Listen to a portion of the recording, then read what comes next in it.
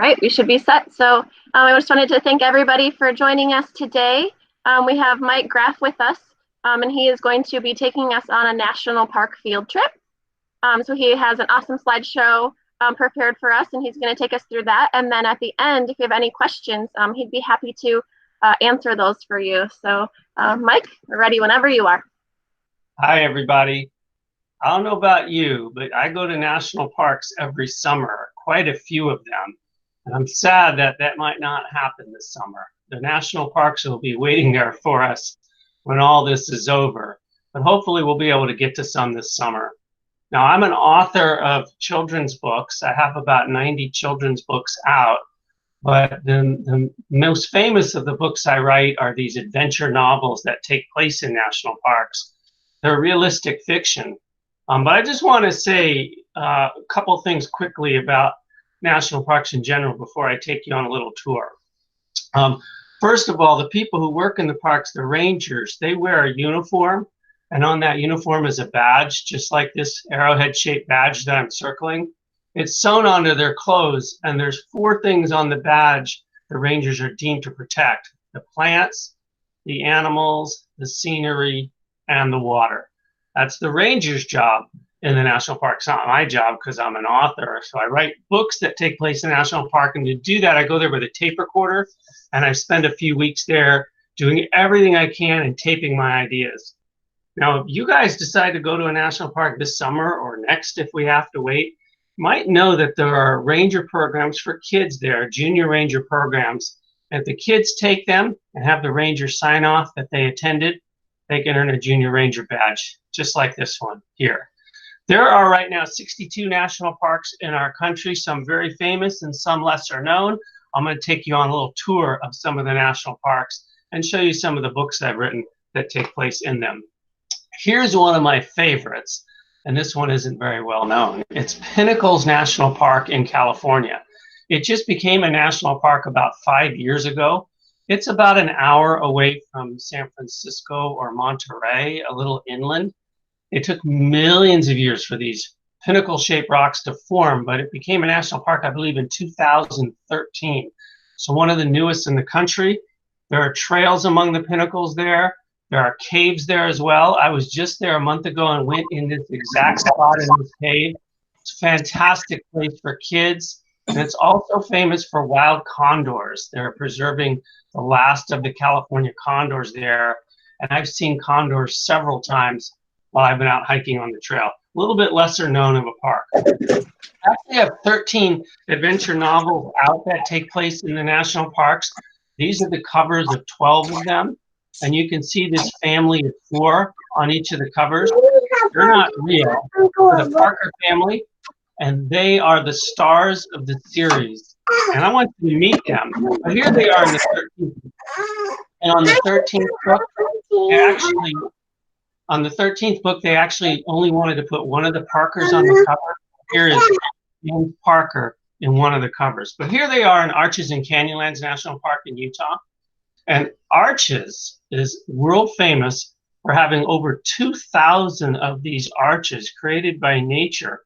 2,000 arches in one area, that's the most famous of them. Delicate Arch, there's a trail to that arch. I've seen kids as young as 6, 7 years old on that trail. But that's more arches in one area than any place in the world. So people from all over the world go to Arches.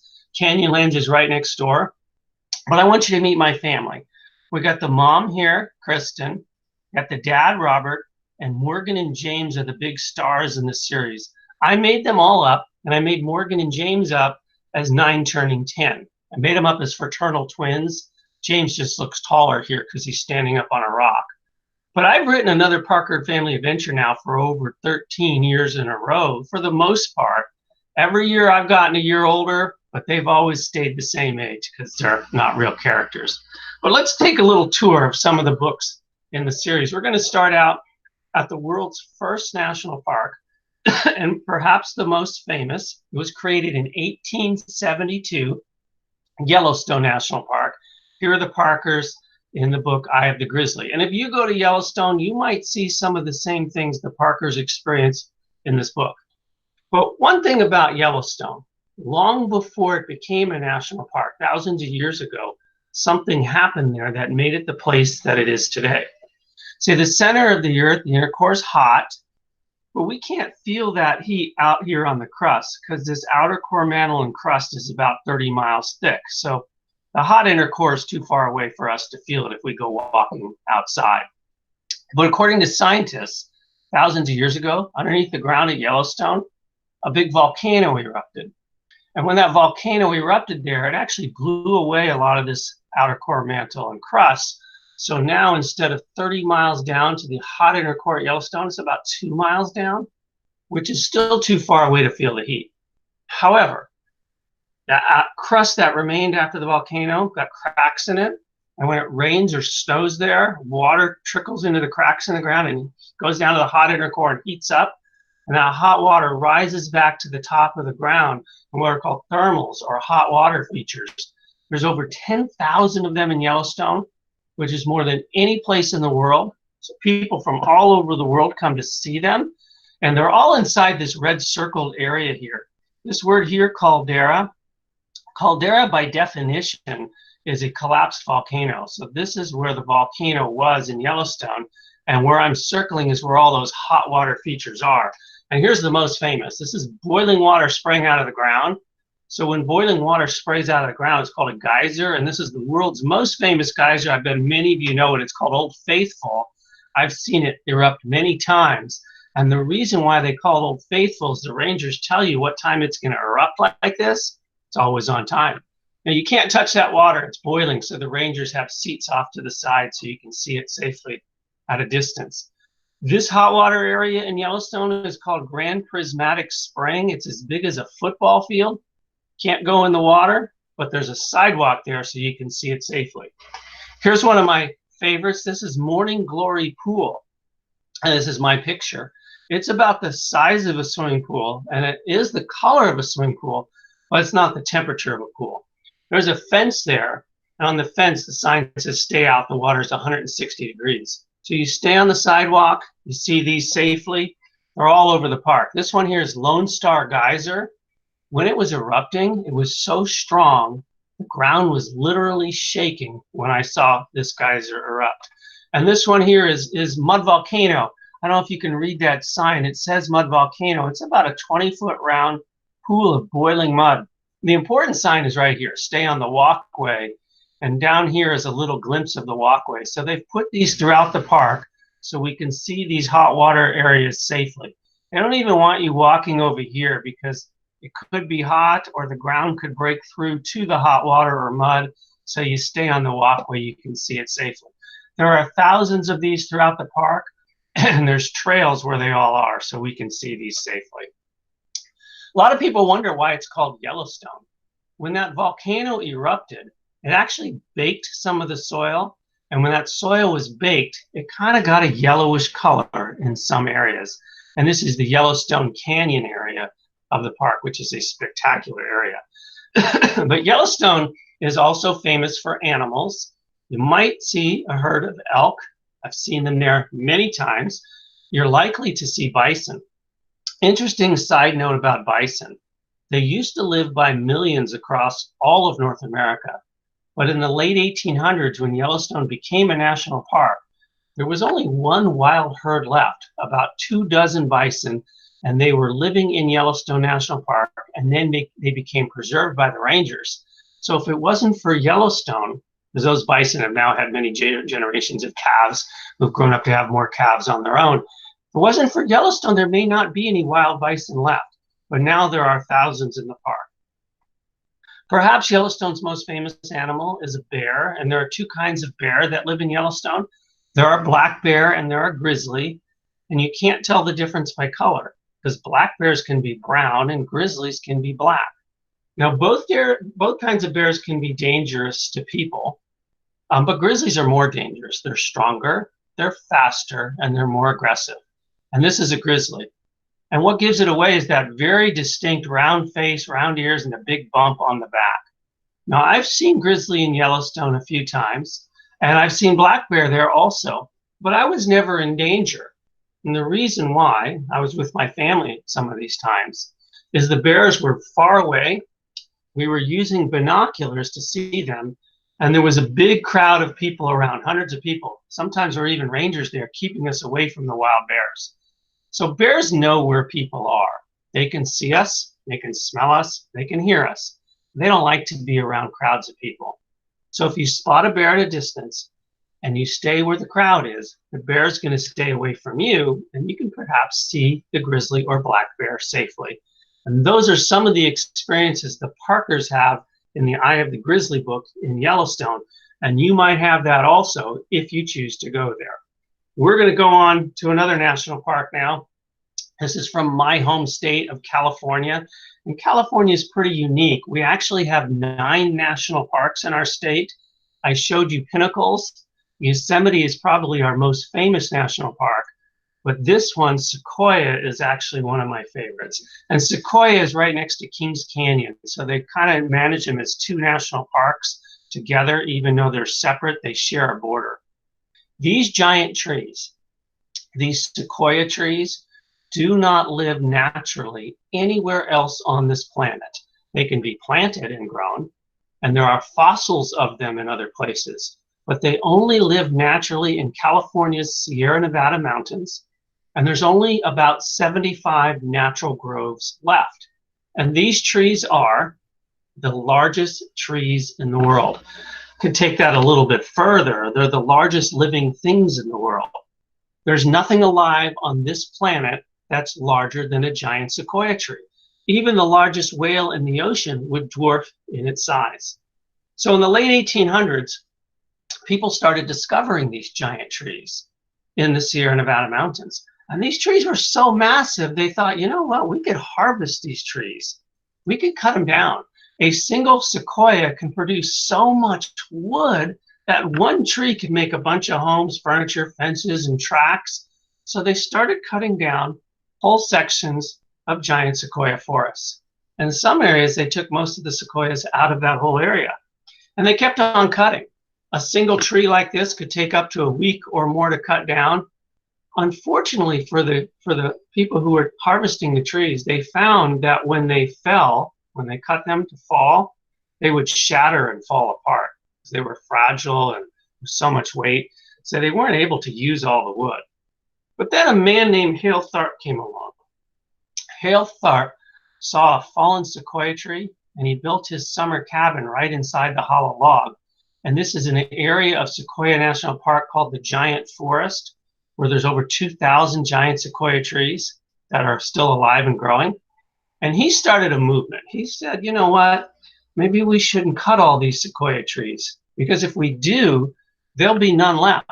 And if there are none left, people like us, 100 years later, we won't be able to see these massive sequoias and experience the world's largest trees. So he said we should protect the trees. And other people joined him. And because of that, in 1890, Sequoia became the second national park in the country. And now, because it's a national park, you can't cut the trees anymore. So you can go see the sequoias that are still there. If you go there, you're likely to see bears. You might notice this bear has a tag in its ear. They monitor the bears and they tag them. When my wife and daughter and I were there, we saw this black bear, and it is a black bear, even though it's cinnamon colored, and its cub in these beautiful meadows. And these meadows, they are very iconic. They're very beautiful, and there's trails around them. But when you see a mother and a cub, it can be dangerous. So we took the picture and quickly, slowly, but briskly, we didn't want to run, but we walked backwards and left the area. The meadows are beautiful there, and the meadows are surrounded by some of these giant sequoia trees. Sometimes you can tell a sequoia tree from the other trees by the height, but you can also tell by the tops. They're more rounded, or almost a broccoli-shaped top. And some of these giant trees are the world's largest. Like the General Grant tree, this one is in Kings Canyon National Park. This is the second biggest tree in the world. They also call it the nation's Christmas tree, because every year in December they have a big Christmas celebration at that tree. It's about at 6,500 to 7,000 feet in elevation. So in December, the whole area is covered in snow. It takes you all of 10 minutes to park your car and walk to this tree. So hundreds of people go by it every day. The largest tree in the world is in Sequoia National Park, and it's called the General Sherman tree. This one also takes about 10 minutes to walk to from where you park your car. On a summer day, thousands of people go by this tree. They have ranger programs at this tree. If the kids take one of those ranger programs, it's a way to earn a junior ranger badge. I would guess if I were standing there, I'd be about this tall. The largest sequoia tree in the world. It's in the giant forest. You can see a couple sequoia trees back here. There's over 2,000 large giant sequoias in the giant forest and many, many smaller ones, but this is the world's largest. I was just there last Labor Day weekend. It's very popular to go see these trees, and there's trails all amongst the trees, so you can get away from the crowds and get away from your car and go experience a walk in the giant forest. That's all in Sequoia and Kings Canyon National Park in California. We're going to move on now to the Badlands and Mount Rushmore and Wind Cave. These three national parks are in South Dakota, so I put them all in the same book. Starting off in the Badlands, they call these hills the Badlands because plants can't grow in those hills. And the reason why plants can't grow there is the soil is too loose and rocky. So if a seed grows out a sprout and sends down a root, the ground beneath it kind of crumbles and falls apart, and then the seed doesn't take hold. So Badlands, by definition, are places where it's hard for plants to grow. You can see them growing down here, but not up here. But now I want to tell you a story of what happened with a 7-year-old girl in the Badlands about 6 years ago. It's a true story. She was hiking on a little hill like this one with her parents, not that hill in particular, but one just like it. And it happened to have poured rain the day before. And rain is a really important part of the story. And she was hiking along, and she spotted something sticking up out of the ground, and it didn't look like a rock. So she called her parents over, and her parents said, "That's not a rock. We're going to go get the ranger." The ranger came out and said, "We're going to go get the paleontologist." And the paleontologist came out there and said, "What you found was the skull of a saber-toothed tiger."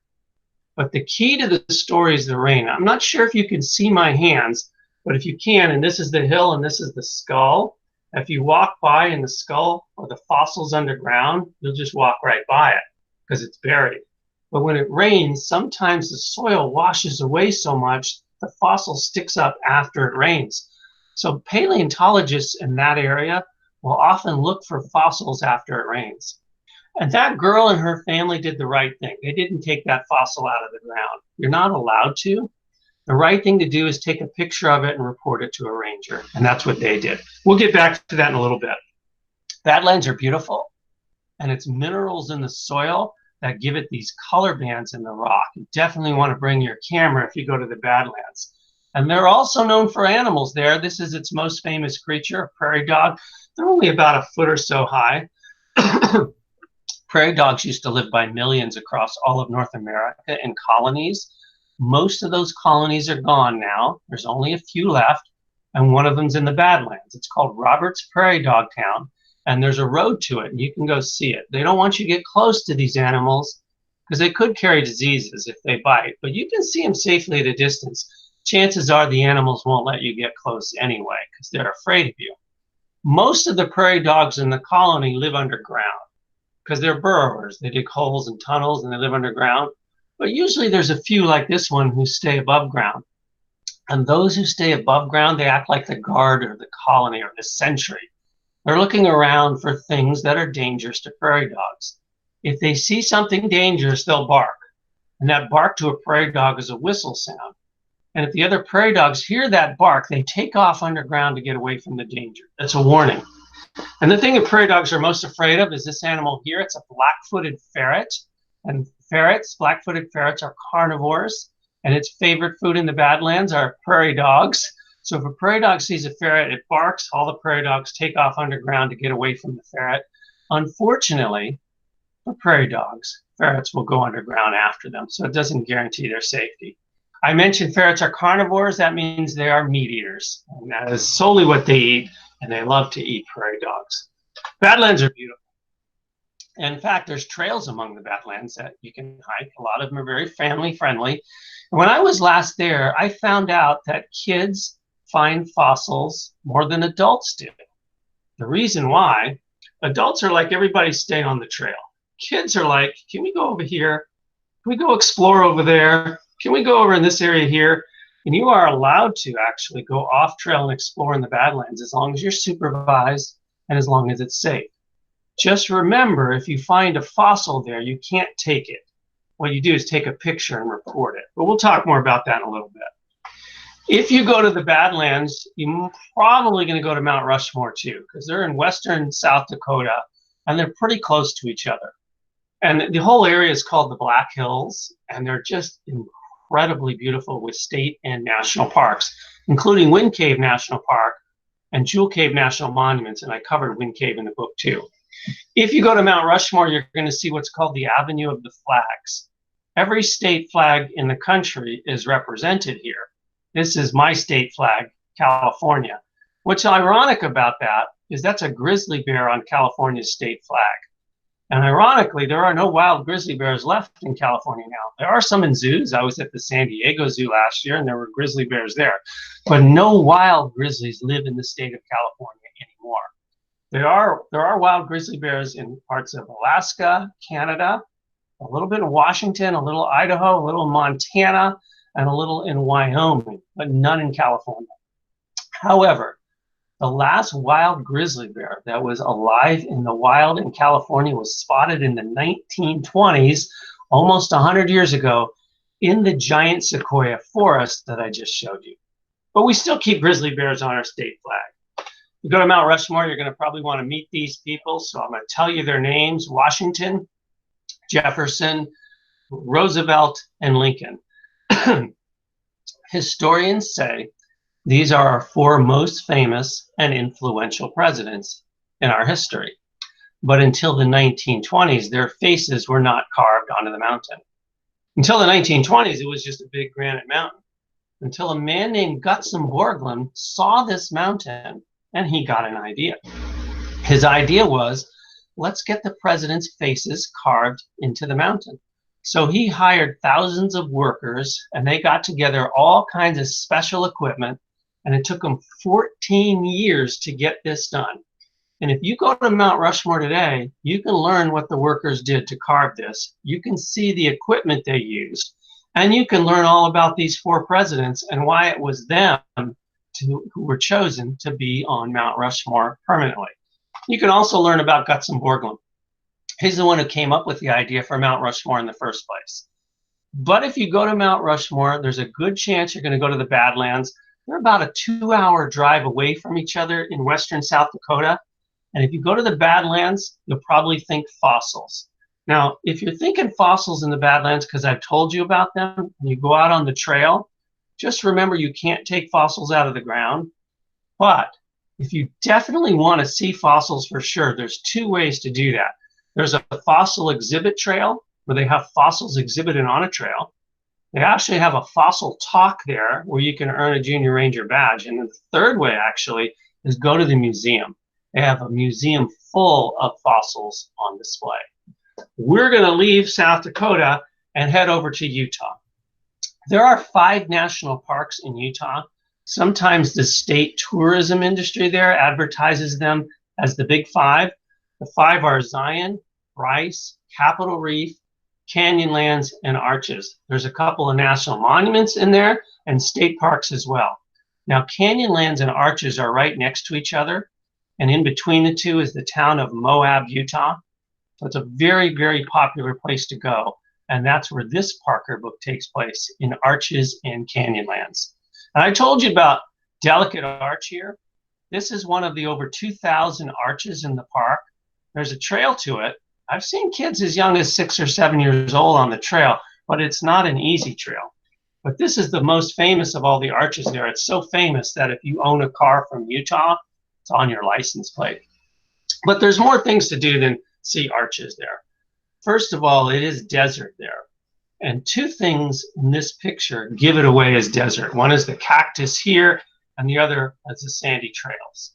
And because it's hot there in the summer, very hot, and there's very little shade, I typically like to hike first thing in the morning, like 6, 7 in the morning. Middle of the day is too hot. You get out there in the middle of the day, you won't enjoy it as much. it's just too hot, very little shade. So you go at 6 in the morning to beat the heat, but there's another reason to go at 6 in the morning. See, the trails there are sandy, but at nighttime there, it often gets windy. When it gets windy, the wind acts like a giant eraser, and it kind of blows all the tracks away, cleans it up. And then in the middle of the night, when the wind stops, the nighttime creatures come out. And when the nighttime creatures come out, they leave their tracks and footprints in the sand. And if you're the first person on the trail the next morning, you'll get to see the tracks of the creatures who walked there the night before. In this picture here are tracks of lizard, snake, beetle, and rabbit. There's the rabbit there. And I was the first person on the trail, so I got to see these tracks and take the picture. As soon as I walk here or other people walk there, our footprints will erase all these tracks. The rocks there are amazing. This is in Canyonlands National Park, and these rocks are like 100 feet or so high. There's a trail through these rocks to a part of the park called Chesler Park, and I've been there twice. Actually, I think 3 times now. It's one of my favorite hiking trails in the world. You can backpack out there. It's a hard trail, but it's amazing scenery. But I want you to see this rock right here, this little flat area in the sun. That rock's probably 30 to 40 feet high, but this flat sunny area is important. See, about 800 years ago, Anasazi people lived there, Native Americans. They don't live there now, but they lived there then.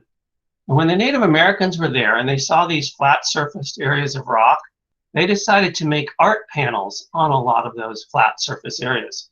So they would get a sharp rock, carve it to make it sharper, and then carve art into the rock. And these art panels have lasted over 800 years. They're all over the park. This was done by Anasazi people about 800 years ago. When they carve art into rock, it's called petroglyphs. We can see them throughout the park, and we can look at them and say, boy, I wonder if there were bighorn sheep around back then that they hunted, because they made art of bighorn sheep. These art panels are easily seen on some of the trails of the park. Everybody there wants to see arches, though. We got Mesa View Arch. This is a 10-minute walk from where you park your car. It's one of my favorites. This is Landscape Arch. This is about a 20-minute hike, but it's an easy trail. Go early or go in the evening. Middle of the day is too hot in the summertime. And it's cold and sometimes icy there in the winter. This is the world's longest arch. It's over 300 feet across. They used to let people hike underneath it. There was a trail there, but these boulders have been falling out from it. It's falling apart. It's no longer safe to hike underneath it, so you have to hike to see it from the side. This is my favorite part of the park. It's called the Fiery Furnace. And the reason why they call it the Fiery Furnace, there's no fires in there. The only reason why they call it the Fiery Furnace is at sunrise or sunset, when the sun is shining on these fins of rock, they kind of look like the colors of flames. There's also no trail in there. You're not allowed to go in there on your own. It's like a maze. If you and your family or friends went in there on your own, there'd be a decent chance you'd get lost and you wouldn't be able to find your way out. And the rangers would see your car in the parking lot and they'd send a search and rescue crew in there after you. The only way you can go in there safely that I know of is to sign up on a ranger program, a guided ranger hike. The rangers take up to 40 people at a time. And the rangers are trained. They know the way in and they know the way out. And as you go to different chambers or rooms in the Fiery Furnace, through the maze in there, they'll always do head counts to make sure they've got everybody with them. They actually take kids as young as age 6. My daughter Maggie was 7 when she went in there. I once saw 2 6-year-old twins in there. In fact, kids in there sometimes have an easier time than adults do, because there's some very tight, narrow passages that kids fit through easily and adults not so much so. But follow the ranger and they'll show you Twin Arch here. Some people call it Skull Arch. Follow the ranger and you get to this arch here. This tiny arch that I'm circling is one of the over 2,000 arches in the park. The rangers there call it Crawl Through Arch. And Crawl Through Arch is about 1 foot high and 3 feet across. And when the ranger gathered us there, the ranger said, you got to stay with me. And in order to stay with me, everybody has to crawl through Arch. And when she said that, the kids in the group were like, yes, let's go. And the adults were kind of like, you're kidding me. So the kids immediately started crawling through the arch. And my daughter Maggie, I remember saying, "Come on, you got to crawl through." And I did. Didn't make it very easily, but I did make it. Some of the adults didn't want to crawl through. They were like, "Seriously, that's what we have to do?" And the ranger said, "Actually, there's another way. You can crawl through the arch, or you can walk through this bridge." And notice one of the kids decided to go the other way also. Now, I did mention arch. An arch is formed when it rains or snows and water goes into these cracks here. And when it gets cold, it freezes, and that freezing water expands and breaks off chunks of rock until an arch is formed. A bridge is formed when water is just running through here and it erodes away a hole. So arches and bridges are not formed the same way geologically. Boy, the trail is amazing there. You stay with the ranger, and that's what your hike's going to be like. There's a lot of adventurous hiking and trekking in there. That's what the trail looks like in some places. They turn a corner in the trail, and the ranger says, "Surprise, look up." You're going to be standing underneath an arch, and this arch, coincidentally, is called Surprise Arch, and it's in the middle of the fiery furnace, and you would not find it on your own. That's about a 40-foot span of an arch there, and it's one of the over 2,000 arches in the park. If kids go in there with a ranger, remember to have them sign off on your booklet, and it'll help you to earn a junior ranger badge. It's incredibly photogenic there. This part of the park is called Park Avenue Skyline. It's one of my favorite parts of the park. These rock fins are about 500 feet high, which is the size of skyscrapers in New York on Park Avenue. So that's why it has that name. There's actually a trail down this canyon here. It's so photogenic there that I found out that movies, TV shows, and commercials are filmed there. I saw a car commercial being filmed there once. People want these rocks in the background. There's another look at Park Avenue, really one of my favorite places in the park. And some of the arches, like Double Arch, you park your car, you walk 5 minutes, and there you are at Double Arch. So they're easy to get to and easy to explore. And this is a very popular park. If it's okay with everybody, I'm going to take you to one more place. This is the Smoky Mountains at the border of North Carolina and Tennessee. The Smokies gets over 10 million visitors a year, which is by far the most popular or most visited national park in the country. The Grand Canyon would be number 2, and the Yellowstone, Yosemite are around 3 or 4, given what year it is. But the Smokies is by far the most popular. And the Smokies are very, very interesting. See, the Smokies, I had a ranger tell me once, these are a ranger's words, that there isn't one day, not one day, any day of the year that isn't raining somewhere in the park. She said it rains all the time. It rains so much, there's water everywhere. There's water in creeks, there's water in streams, there's waterfalls, and there's water in the air. What looks like smoke is actually water vapor or mist in the air. And because it hovers over the mountains, they call it the Great Smoky Mountains, but it's really water vapor. But underneath these Smoky Mountain forests are some amazing things to see. And one of them are historic cabins. Before it became a national park in the 1930s, pioneers lived in the Smoky Mountains and they built their pioneer homes. And when it became a national park, the people who lived there left, but their homes remained, and the homes became preserved as part of the national park's history. There are over 80 historic structures preserved in the park, and you and I can go visit them. And when we do, we can see how the pioneers in the park used to live. My favorite of all the homes was lived in by 6 women called the Walker Sisters. Now, I just mentioned a minute ago when it became a park, the people left their homes behind, but the Walker Sisters did not leave their home behind. This home, their cabin that they lived in all their lives, was also part of the park. And the Walker Sisters said, "We're not going to go. We lived here all our lives." So the National Park Service said, "Okay, I guess you can stay." Now, at one point, there were 6 Walker Sisters. When this picture was taken, only 4 were still alive. This picture's from the 1960s. So they lived in that cabin while it was still a national park, and they became living docents or guides to the park. People would go hike there and visit them, and they would make them little gifts like apple butter and little trinkets. In the 1960s, 4 of the Walker Sisters were still alive. They're not alive now. They've all passed away. So we can't meet the Walker sisters, but I did put them in my Smoky book story. We can go visit their cabin, though. It is now preserved as part of the park's history. It's an easy walk to get to it. Many people go visit it every day. When I went to it, I found out some interesting things about how they lived in that cabin. They lived out there their whole lives without electricity, which means no refrigeration for their food. But they still knew how to keep their food cool. They built that cabin that you see. A couple 100 feet away was a creek, because there's creeks all throughout the park. And they built a shack on top of the creek, but they left the floor off the shack. And then they put shelves in that shack, and on those shelves they put the food that needed to stay cool, so the cool air from the creek refrigerated their food. Pretty smart. The Smokies are also known for wildlife, and one of its most famous creatures are these guys. Now in California, we don't get fireflies on a summer night. Everywhere east of the Rocky Mountains, though, does. But very few places have firefly displays like the Smokies do.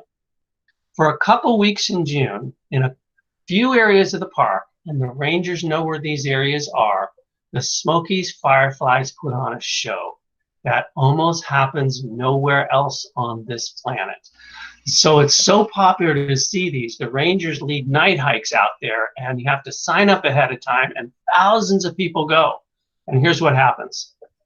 If one male firefly sparks its tail, the others nearby will instantly copy it. So you get one spark, then you get a cloud sparking. You get one spark and a cloud sparks. It's called synchronized fireflies. It's very rare. It happens in the Smokies and a couple other places, and so popular to see. It only happens for a week or two in June. It's a night hike the rangers lead, and it's a way to earn your junior ranger badge.